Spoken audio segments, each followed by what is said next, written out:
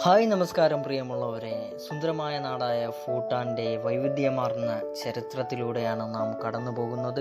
കഴിഞ്ഞ വീഡിയോയിൽ നാം അതിൻ്റെ കുറേയേറെ ചർച്ച ചെയ്തു. അതിൻ്റെ ബാക്കി ഭാഗമാണ് നാം ഇന്നത്തെ വീഡിയോയിൽ പറയുന്നത്. ഒറ്റയ്ക്കൊരു രാജ്യം.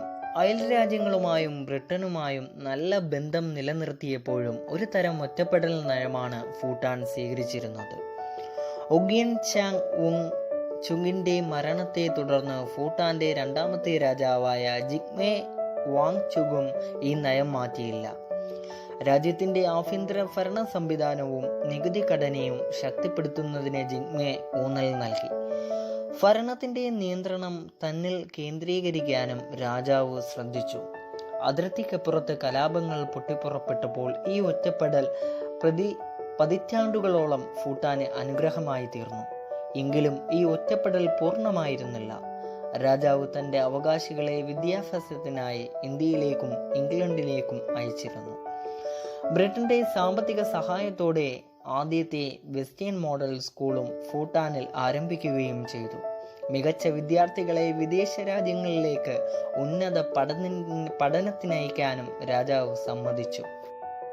രാജാവും ഭരണവും. ഭൂട്ടാനിൽ രാഷ്ട്രത്തലവനായ രാജാവ് തന്നെയാണ് സർക്കാരിന്റെ തലവൻ.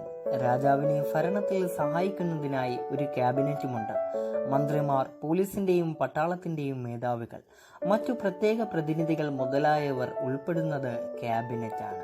നിയമനിർമ്മാണം, സർക്കാരിലെ ഉയർന്ന നിയമനങ്ങളെ അംഗീകരിക്കൽ, ദേശീയ പ്രാധാന്യമുള്ള വിഷയങ്ങളിലുള്ള വിദഗ്ധ ഉപദേശം എന്നീ ചുമതലകൾ നാഷണൽ അസംബ്ലി അഥവാ ഷോഗ്ഡുവിനാണ്. നാഷണൽ അസംബ്ലിയിൽ 154 അംഗങ്ങളുണ്ട്. ഇവരിൽ 105 പേർ ഭൂട്ടാന്റെ 20 പ്രവിശ്യകളിലുള്ള ജനങ്ങളുടെ പ്രതിനിധികളായ ചിമികളാണ്. 37 നാമനിർദ്ദേശം ചെയ്യപ്പെടുന്ന മുതിർന്ന ഉദ്യോഗസ്ഥരാണ്. കൂടാതെ ലാമകളുടെ 12 പ്രതിനിധികളും അസംബ്ലിയിൽ ഉണ്ടാകും. പ്രവിശ്യകളുടെ പ്രതിനിധികളെ തിരഞ്ഞെടുപ്പിലൂടെയാണ് കണ്ടെത്തുന്നത്. 25 വയസ്സ് പൂർത്തിയായ ഏതൊരു ഭൂട്ടാൻ പൗരനും നാഷണൽ അസംബ്ലിയിലേക്ക് മത്സരിക്കാം.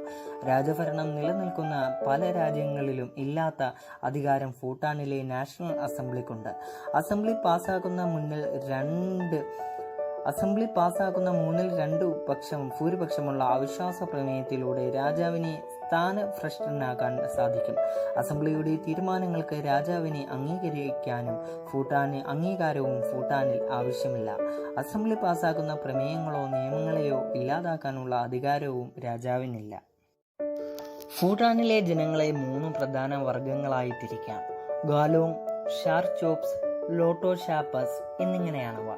ഗാലോങ്ങുകൾ ഭൂട്ടാന്റെ മധ്യഭാഗത്തും പടിഞ്ഞാറൻ പ്രദേശങ്ങളിലും, ഷാർകോപ്സ് പടിഞ്ഞാറ് ഭാഗത്തും, ലോട്ട്ഷാപ്സ് തെക്കൻ അതിർത്തി പ്രദേശത്തും കഴിയുന്നവരാണ്.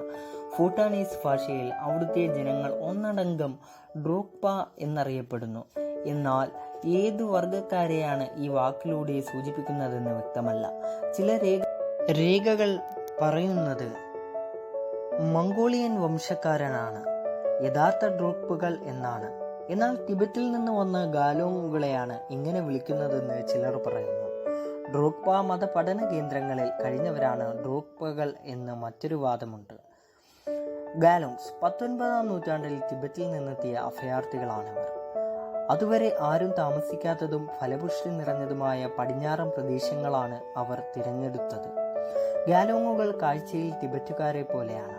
ടിബറ്റിന്റെ ഭാഷയുമായി സാമ്യമുള്ളതുമാണ് ഇവരുടെ ഭാഷ. ഇവരുടെ ഭാഷയായ സോങ്കയാണ് പിന്നീട് ഭൂട്ടാന്റെ ദേശീയ ഭാഷയായത്. കിഴക്കൻ ജനത എന്നാണ് ഷാർകോപ്സ് എന്ന പേരിന്റെ അർത്ഥം. ഇവരാണ് ഭൂട്ടാനിലെ യഥാർത്ഥ ജനത, അല്ലെങ്കിൽ അവിടേക്ക് ആദ്യം വന്നവർ എന്നു കരുതുന്നു. എന്നാൽ എവിടെ നിന്നാണ് ഇവർ വന്നതെന്ന് അജ്ഞാതമാണ്. പൊതുവെ വലിപ്പമുള്ള ഉറപ്പേറിയതുമായ വീടുകളാണ് ഇവരുടേത്. പൊയ്ക്കാലുകളിൽ ഉറപ്പിക്കുന്ന ബലമില്ലാത്ത മുളവീടുകളും ഇവർ നിർമ്മിക്കുന്നു.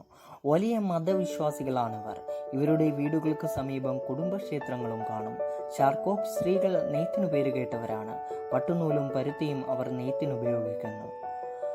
1880-1960 മധ്യേ നേപ്പാളിൽ നിന്നും ഭൂട്ടാനിലെത്തിയവരാണ് ലോട്ട് ഷാംബാസ്.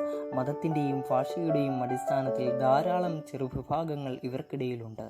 ഇവരുടെ ആചാരരീതികളിലും വലിയ വ്യത്യാസങ്ങളുണ്ട്. നേപ്പാളിൽ നൂറ്റാണ്ടുകളോളം തുടർന്ന പാലായനത്തിൻ്റെ ഭാഗമായാണ് ഇവർ തിബറ്റിലെത്തിയതെന്ന് കരുതുന്നു. ആൾപ്പെരുപ്പവും ക്ഷാമവും ഇവരുടെ പാലായനത്തിനു കാരണമായിരിക്കാം. ഈ 3 വംശങ്ങളിലും പെടാത്ത മറ്റു ചില വിഭാഗങ്ങളും ഭൂട്ടാനിലുണ്ട്. മധ്യമേഖലയിൽ കഴിയുന്ന ബൂംതാംബുകളും തെക്ക് മധ്യഭാഗത്തു താമസിക്കുന്ന കിയങ്കുകളും വടക്കു പടിഞ്ഞാറൻ പ്രദേശങ്ങളിൽ കഴിയുന്ന ടിബറ്റുകാരും ലെപ്ചകളും ഇതിൽപ്പെടും. ഇവർക്കെല്ലാം വ്യത്യസ്തങ്ങളായ ഭാഷയും സംസ്കാരവുമാണ് ഉള്ളത്. ദേശീയ ഐക്യം വർദ്ധിപ്പിക്കാനും വംശീയ കലാപം ഒഴിവാക്കാനുമുള്ള മാർഗമെന്ന നിലയ്ക്ക് വിവിധ വർഗങ്ങളിലുള്ളവർ തമ്മിലുള്ള വിവാഹത്തെ ഭൂട്ടാൻ സർക്കാർ പ്രോത്സാഹിപ്പിക്കുന്നു. മിശ്രവിവാഹത്തിനു തയ്യാറാകുന്നവർക്ക് ഗംഭീരൻ സമ്മാനങ്ങളാണ് നൽകുന്നത്. ഭൂട്ടാനിൽ വിവിധ വർഗക്കാരും ഭാഷകളും ഉണ്ടെന്ന് പറഞ്ഞല്ലോ. എങ്കിലും അവരുടെ ദേശീയബോധം വളരെ ശക്തമാണ്. ഒരൊറ്റ ജനത എന്ന രീതിയിൽ അവരെ ബന്ധിപ്പിച്ചു നിർത്തുന്നത് മതമാണ്. താന്ത്രിക ബുദ്ധമതം അഥവാ താന്ത്രിക് ബുദ്ധിസം.